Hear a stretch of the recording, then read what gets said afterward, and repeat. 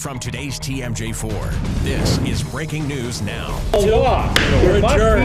No, Mr. Chairman, this is a violation of the open meetings law. It requires at least 2 hours notice. What have you done?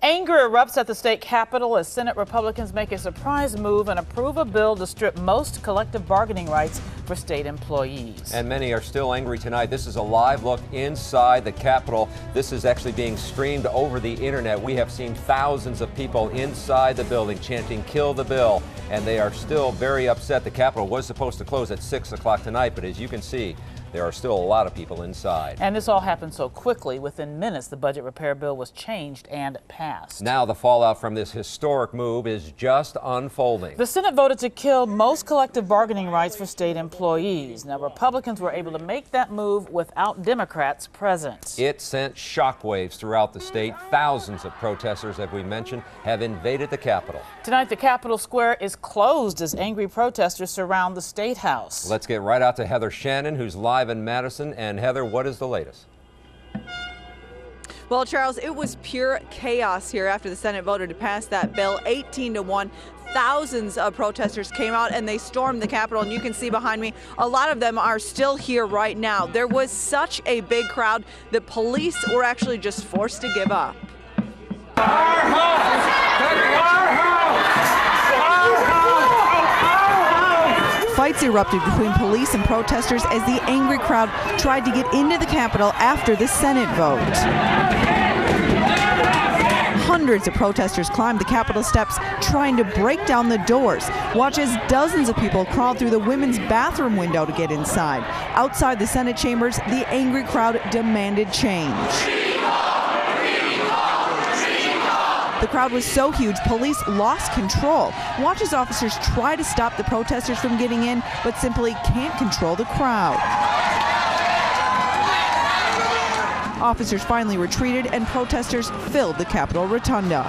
We are about to lose everything. Teacher Michelle Ritt brought her 2 kids to the protest. She says the anger shows just how devastating this bill will be for union families. It's about the quality of life that we're all having here. And I'm speaking as a teacher because that's going to affect my family the most. But I fear for unions all over the state and the domino effect that this is going to happen, that this is going to have through the country. Now, I have calls into Capitol Police about how exactly this happened, how all those protesters did get in. They haven't called me back yet. I also wanted to ask them whether or not anyone was hurt. Again, we have not heard back yet. A lot of these protesters will remain out here all evening. Right now, reporting live in Madison, Heather Shannon, today's TMJ4. A lot of drama. Heather, thank you very much. Protesters ascended on the Capitol soon after the Senate vote. Now many are wondering what happens next after tonight's unprecedented action. McTreevy witnessed history in the making. And Mick, take us through what happened here. Well, Carol and Charles, first it all started when Republicans called a conference committee to get this whole process underway. That did include one Democrat, State Representative Peter Barca, the Democratic leader in the Assembly. He tried to stand up in that meeting and fight back, saying it was a violation of the open meetings law. But Republicans cut him off and voted, and that was just the beginning. Representative Barca. Compatible with the conduct of government. Representative Barca. If there's any, yeah. Clerk, call the roll. No, excuse me. No, listen, it says if there's any doubt as to whether good cause exists, the governmental body should provide 24 hours notice. This is clearly a violation of the open meetings law. Now, look, you've been shutting people down. It is improper for you to move forward while this is a violation of the open meetings law. Within seconds, this conference committee approved a bill stripping Wisconsin government unions of most collective bargaining rights. And Republicans walked out of that conference committee straight onto the floor of the Senate as the room filled with chanting from opponents. On the floor of the Senate, it only took a few moments to take an overwhelming vote. Kapanke. To strip away those union collective bargaining rights. It delivers a huge blow to the Senate Democrats who are hiding in Illinois trying to block this issue. Republicans did it tonight by separating the collective bargaining issue from the rest of the budget repair bill. That meant it could be passed with a much smaller quorum, meaning the vote could happen without the Democrats. It wasn't quick action. This has been building for 3 weeks, and we were at the point now where we thought all indications were that the Democrats were not returning anytime soon. 18 Republicans voted for the bill, with just one Republican voting no, Senator Dale Schultz. He's been outspoken about wanting a compromise with Democrats. I guess tonight was not the night, but I tried, and obviously I'm a little disappointed. But Democratic Representative Peter Barca is outraged and gave a passionate news conference in the Senate parlor. It is outrageous. It is a continuation of a pattern of naked abuse of power.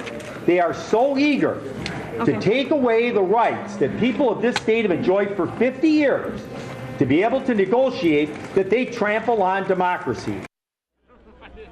And guys, you can expect this fight to continue again tomorrow. The State Assembly has scheduled a session for 11 a.m. when they'll take up this issue. Remember, they already voted once. It was a debate that lasted for days and a very hotly contested vote. Tomorrow, the Democrats in the Assembly say they are preparing to put up a fight, although it's still unclear yet how long Republicans will let them talk. We're live in Madison. Mick Shrevey, today's TMJ4. Back to you guys. A lot of passion. Mick, thank you very much. Now, Governor Scott Walker did not have a news conference after the vote. But he did issue a statement after the vote, and here's what he said. The Senate Democrats have had 3 weeks to debate this bill and were offered repeated opportunities to come home, which they refused. In order to move the state forward, I applaud the legislature's actions today and to stand up to the status quo and take a step in the right direction to balance the budget and reform government. Now, one of the most outspoken Democrats in the Assembly is Minority Leader Peter Barca. Here's another look at his angry response to what happened today.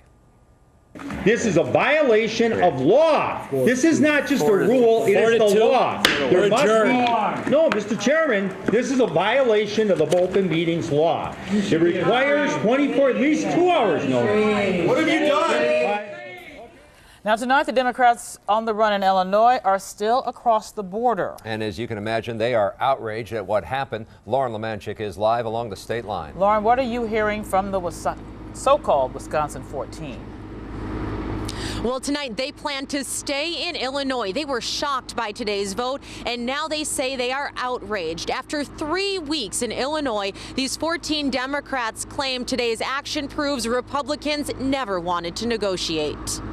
From a hotel in Illinois, Democrats say they never saw this coming. A Pearl Harbor moment, so people are just trying to grasp what exactly happened. 14 Senate Democrats spent 3 weeks hiding in Illinois. They argued that collective bargaining wasn't a fiscal issue. Today, Republicans agreed, a move Democrats say proves the goal was always to bust unions. And today, it's a real attack at night against democracy in this state and our progressive tradition. It's a sad, sad day. They defended their decision to hold the bill hostage. Some would argue that Democrats didn't give them another option by staying away so long. What would be your response? That's nonsense. They had another option. They could have listened to the people. Democrats have lawyers looking over the legality of today's vote. They lost the fight to kill the bill, but are still claiming some victories. We shone a light on a very, very bad news budget repair bill. We exposed the character of the governor and the majority party, and we have become the vanguard of a movement, a democratic movement across this country.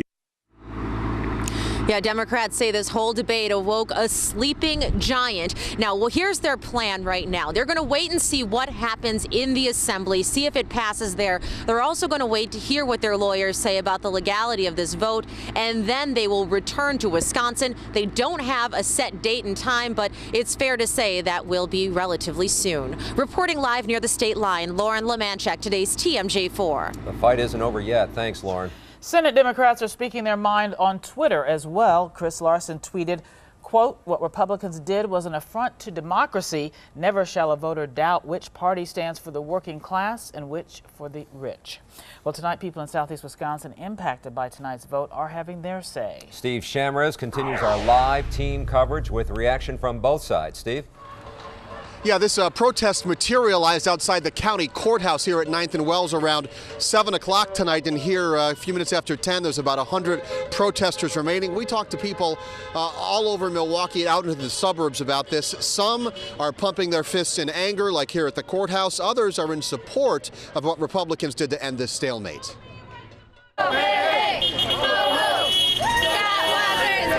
In front of the Milwaukee County Courthouse, they were hot. About 200 protesters chanting "Kill the bill," some carrying profane signs attacking Governor Walker and Senate Republicans. At the headquarters of Milwaukee's teachers union, the anger was tempered. Union President Mike Langiel wants people to know what happened not only affects his teachers, but school kids across the state. And we're going to continue to advocate for our students. The same thing that we've been doing before is what we're going to do again. We're going to go to Madison on Saturday. We are going to participate in the recall elections, and we are going to fight for our students. There's a different mood outside St. Matthew Church in Wauwatosa, a couple miles west, and you are in Republican State Senator Leah Vukmir country, where they support her vote. Republicans had to do what they had to do. It's been 3 weeks and it still hasn't moved anywhere. I think it just got to a point where they had to do something to change it up. I think it would be nice that everyone could kind of come together and find a middle ground, but I think there's some drastic changes that are needed, so I am excited about it. Shades of Madison here outside the county courthouse as the protesters continue to march around the intersection of 9th and Wells. An anonymous donor sent a couple of Ian's pizzas to the protesters to feed them and keep them warm on a wet, chilly night in downtown Milwaukee. That's where we're live tonight. Steve Shamraz, today's TMJ4. Okay, thanks, Steve. We'll check with you a little bit later. Now that the Senate has passed this bill, what's next? And as we take another live look inside the Capitol, that is the question that everyone in the state wants to know. Tonight, we asked one of the members of the Assembly about when they will take up this bill again. That bill will come over to the Assembly tomorrow. We're scheduled to be on the floor at 11 a.m. and then hopefully we'll pass the bill, do what the citizens of Wisconsin want us to do, and that's get this issue done and move on so people can keep their jobs and keep working. For the latest on the Capitol chaos, including any changes to the budget repair bill, we've got you covered online on today's TMJ4.com.